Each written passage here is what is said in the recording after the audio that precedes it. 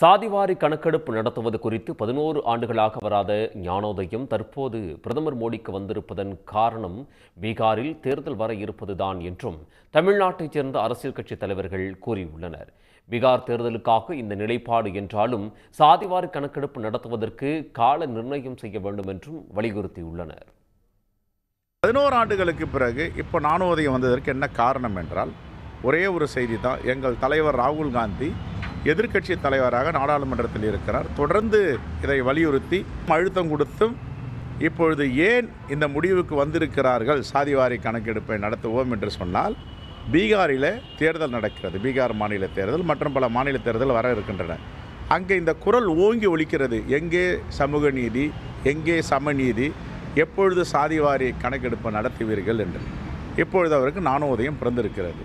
2029 மறுபடியும் இவர்கள் நாடாளுமன்ற பொதுத் தேர்தலை சந்தித்து அந்த தேர்தலிலே வெற்றி பெற்றால்தான் 2031 நடைபெறவிருக்கிற மக்கள் தொகை கணக்கெடுப்பின் போது சாதிவாரி கணக்கெடுப்பையும் நடத்த முடியும். எந்த நம்பிக்கையின் அடிப்படையிலே இதை இப்போது அறிவித்திருக்கிறார்கள் என்ற கேள்வி இயல்பாக எழுகிறது.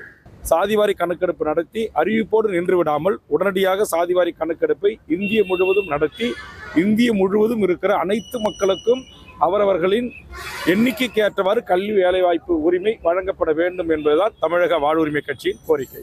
இது வரவேற்கத்தக்க ஒரு அறிவிப்பு. இந்தியா முழுவதும் அனைத்து தரப்பு மக்களுக்கும் தேவையான அவர்கள் கல்வியிலும் சரி வேலைவாய்ப்பிலும் சரி அவர்களுக்கு உரிய முக்கியத்துவம் கிடைக்கும் என்பதற்காக எல்லோரும் எதிர்பார்த்த ஒன்றை மாண்புமிகு பிரதமர் அவர்கள் அறிவித்திருக்கிறார்.